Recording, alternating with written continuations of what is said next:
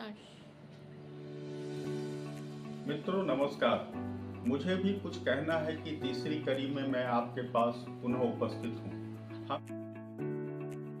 हमने दूसरी कड़ी में न्याय पर बात की थी। मैं चाहता हूँ उसी कड़ी को आज पुनः आपके सामने थोड़ा विस्तारित रूप से बात करूँ। न्याय एक ऐसी अवधारणा है जो जटिल होती है। न्याय करने में प्रमाण चाहिए, न्याय करने में अनुमान चाहिए।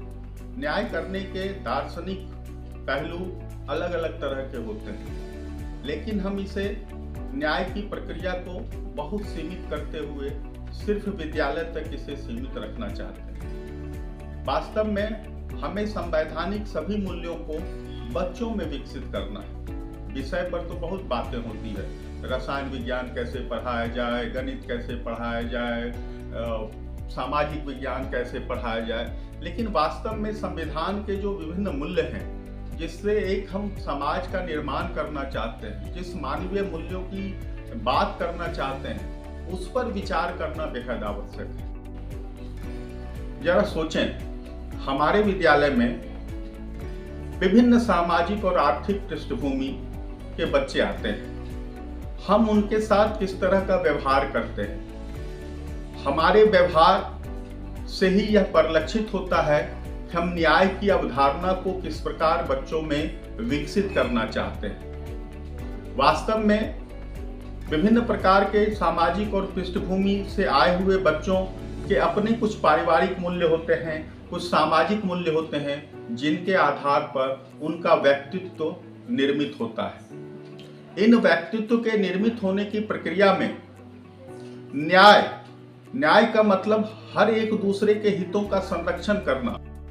न्याय की प्रक्रिया में एक दूसरे की बात करना, एक दूसरे को सम्मान देना, यह एक महत्वपूर्ण पहलू बन के उभरता है। किसी विद्यालय में किसी नीति वाक्य को लिख देने से या कह देने से ये गुण विकसित नहीं होते हैं। इन गुणों को विकसित करने के लिए हमें बच्चों के सामने कुछ प्रक्रियाएं संचालित करने चाहिए।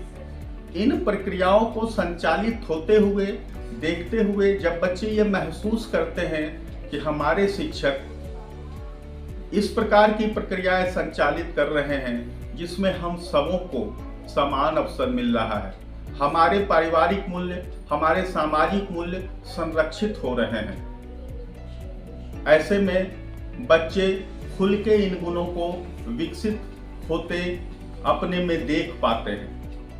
आप विचार करें, आप किसी कक्षा में किसी खास बच्चों के साथ ही बातचीत कर आगे बढ़ जाते हैं। क्या यह न्याय की प्रक्रिया को दर्शाता है? क्या सभी बच्चों को समान अवसर मिल पाता है अपनी बात कहने का?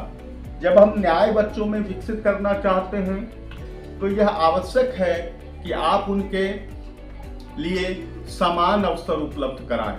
समान अवसर उपलब्ध कराने का मतलब है कि अगर हम शिक्षण की प्रक्रिया में हैं या खेल कूद की प्रक्रिया में हैं या विद्यालय के किसी अन्य समारोह और कार्यक्रम की प्रक्रिया में, क्या सभी बच्चों को समान अवसर मिल पाता है उन प्रक्रियाओं में शामिल होने में, उन प्रक्रियाओं में अपने को प्रदर्शित करने में, उन प्रक्रियाओं में अपने को भाग लेते हुए देखते रहने में? अगर बच्चे ये महसूस करते हैं कि नहीं, सबों के मूल्यों का रक्षण हो रहा है, हम सभी की बात सुनी जा रही है, उनके सामने इन प्रक्रियाओं को संचालित करने के समय उनके सामने कुछ समस्याओं को भी रखना चाहिए और उन्हें सहयोग करना चाहिए कि इन समस्याओं पर वो निर्णय ले सकें। वो ऐसा निर्णय ले जो निर्णय सबों को मान्य हो, सबों को लगे कि यह निर्णय हमारे अनुरूप लिया गया है, हमारे मनोनुकूल लिया गया है। अगर इस प्रक्रिया को संचालित करने में बच्चे शामिल होते हैं तो धीरे धीरे उनमें न्याय की बुद्धि विकसित होती है, उनमें एक विवेक आता है और ये विवेक ही समाज के प्रक्रियाओं में एक बेहतर समाज बनाने के क्रियाओं में शामिल होता है। हम शिक्षकों का दायित्व बहुत ही महत्वपूर्ण है। हम जानते हैं कि हमारे बच्चे हमें आदर्श मानते हैं, हमारे ही आचार विचार, हमारे व्यवहार, हमारे क्रियाकलापों को वो अपने लिए एक मार्गदर्शक मानते हैं।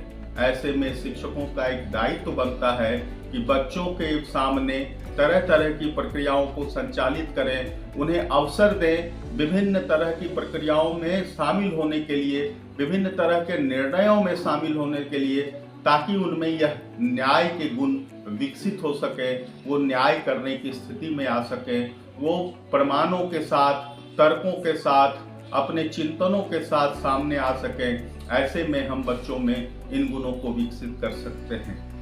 हमारी इस तीसरी कड़ी में बातचीत करने का मूल आशय यह था कि हम अपनी विद्यालयी प्रक्रियाओं में अवलोकन करें कि हम कहाँ न्याय से पीछे रहते हैं, कहाँ हम सबों के हितों का संरक्षण नहीं कर पाते हैं, या कर पाते हैं तो हमारी क्या प्रक्रिया होती है। लेकिन हमारे शिक्षक अगर विभिन्न तरह की गतिविधियों को संचालित करते हैं, उन्हें ये अवसर देते हैं कि नहीं खास लोगों से बातचीत करने का, सामाजिक मुद्दों पर अपने विचार रखने का, उन सामाजिक मुद्दों के बारे में अपने तर्क गढ़ने के, तो हम उनमें एक न्याय की बुद्धि विकसित कर सकते हैं। हमसे किसी प्रकार की भूल न हो, यह एक बहुत महत्वपूर्ण मुद्दा होता है जो आने वाले समाज को निर्माण करने में, समाज के निर्माण में महत्वपूर्ण भूमिका अदा कर सकता है। यह परम दायित्व है हमारा। आज की चर्चा करने के पीछे हमारा उद्देश्य यही है कि आप इन प्रक्रियाओं पर चिंतन करें, रिफ्लेक्ट करें और अपनी प्रक्रियाओं को संचालित करने के लिए अलग अलग तरह की गतिविधियां बनाएं और इन गतिविधियों से हमें भी अवगत कराएं, ताकि हम अन्य साथियों से भी इस पर बात कर सकें। यह न्याय की अवधारणा पर हम और लंबी बातचीत कर सकते हैं। हम आपके विचार भी जानना चाहेंगे और अपेक्षा है कि आप जरूर इन पर अपने विचार व्यक्त करेंगे। यही आपसे अपेक्षा है और हमारी तीसरी कड़ी का यह मूल उद्देश्य भी था कि हम इस पर बात करें।